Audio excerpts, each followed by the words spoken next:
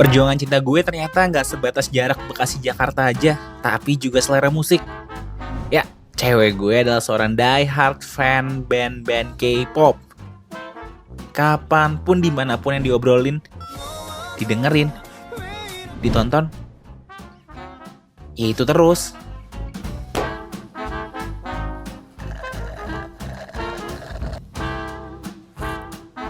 Udah ganteng banget ya, ganteng banget.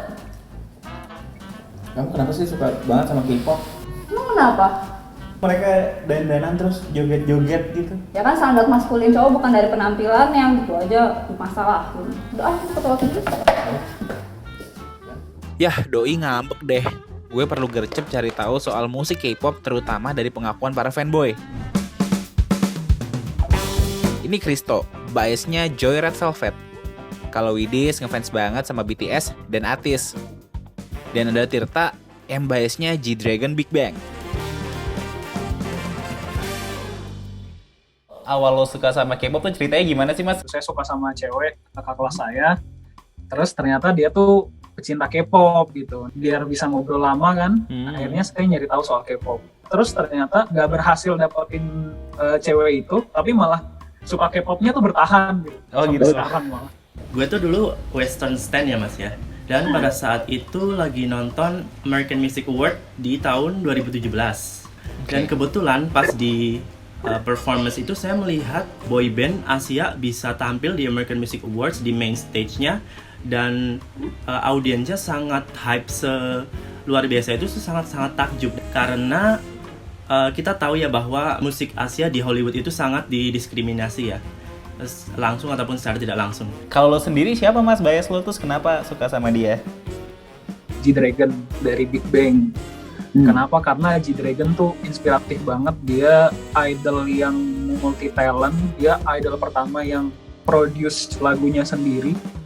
Dia juga trendsetter banget buat dari K-pop sampai fashion dunia gitu. Pokoknya keren banget lah kalau ngeliat dia gitu kan. Semenjak saya ketemu BTS sama ATEEZ, akhirnya saya merasakan bahwa mereka itu artis-artis yang selama ini saya imajinasikan ada di mereka semua gitu. Yang nulis musik itu yang healing, yang tentang self-empowering, dan juga yang mereka aktif dalam kegiatan sosial.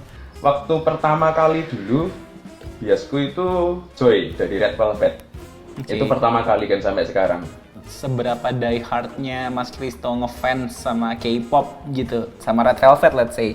Saya kan posisi di Jogja, jadi waktu itu konsernya di Jakarta, jadi aku harus keluar kota ke Jakarta waktu itu untuk nonton konsernya Red Velvet.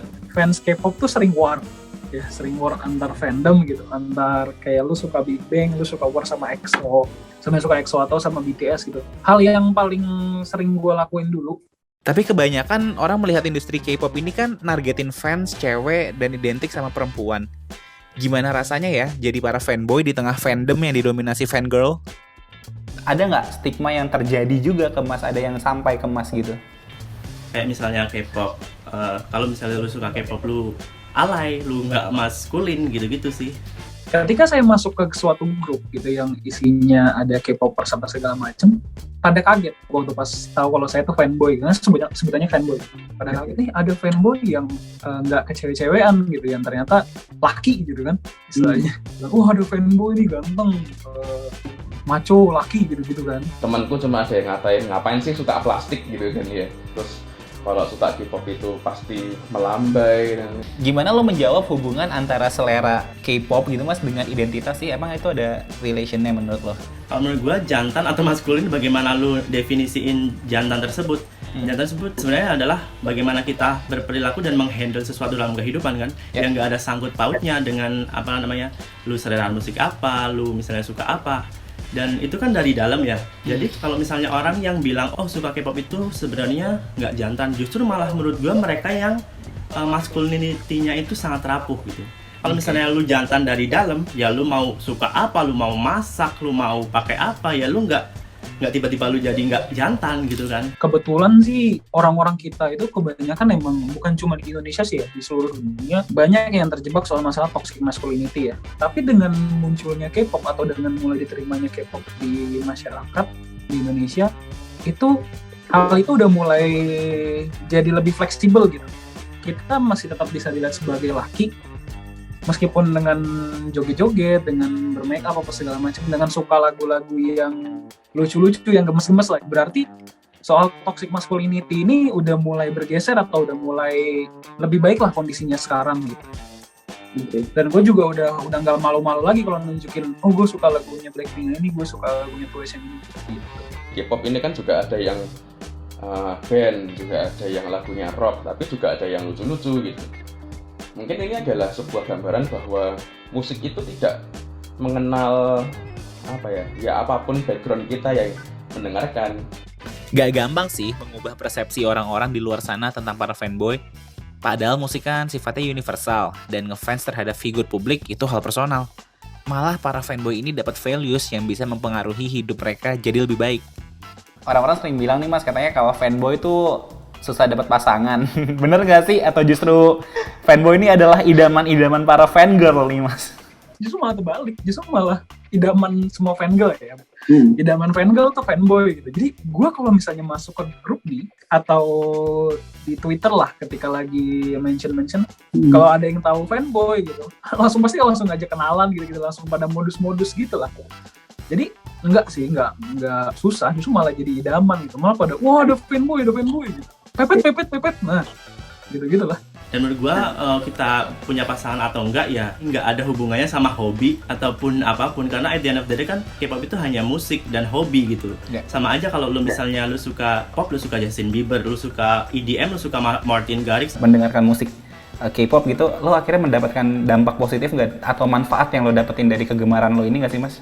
kita belajar untuk memaksimalkan potensi kita, karena kan mereka juga training untuk bertahun-tahun untuk bisa debut gitu. Kita belajar kerja keras di sana. Ternyata di dunia fandom, setelah gue ikut kegiatan international fandom gitulah, ternyata banyak keberagaman. Jadi satu orang dan orang lain aja beda, apalagi beda negara kan. Pasti open mind kita sangat open setelah kita ikut di proyek-proyek tersebut gitu. Dan juga K-pop juga banyak break stigma dan toxic masculinity itu tadi, yang lu nggak apa-apa misalnya lu pakai apa aja, lu mau pakai ini, lu mau pakai itu, yang penting just be yourself dan jangan takut untuk menjadi dirimu sendiri gitu.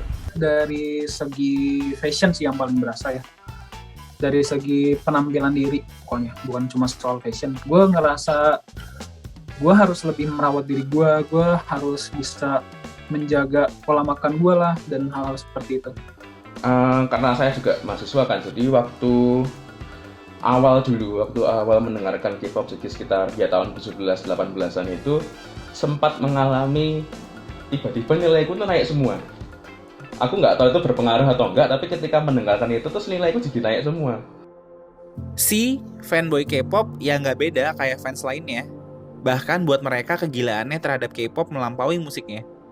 Ini pesan para fanboy buat kita cowok-cowok yang masih malu buat suka K-pop. Di K-pop mengajarkan bahwa lu pakai apapun aja juga lu masih keren gitu, lu nggak boleh takut untuk menjadi berbeda gitu. Dan gue juga bangga untuk menjadi fanboy. Akhirnya gue bisa bersosialisasi nggak cuma di ruang lingkup nasional tapi juga internasional gitu. Aku punya skill yang lebih banyak, jadi ketika pengalaman aku ikut bikin fandom itu ya pasti kan juga membuat sesuatu. Hal yang bikin gue bangga jadi fanboy adalah ketika gue mampu untuk menyatakan pada semua orang kalau gue tuh adalah seorang fanboy. Itu tandanya gue ngerasa kalau gue udah cukup percaya diri gitu, dan gue juga berpendirian. Lo mau suka apapun itu jangan pernah malu sama hal-hal yang bikin lo bahagia. Semua orang punya selera masing-masing, itu nggak masalah kok. Jadi keluarlah dan tunjukkan kalau kalian suka K-pop. Jadi paham gue, K-pop lebih dari musik bre. It's a lifestyle, gaya hidup yang bebas siapapun pilih. Pacar gue datang. Gue bikin seneng dia ngajak ngobrol soal K-pop. So I can breathe.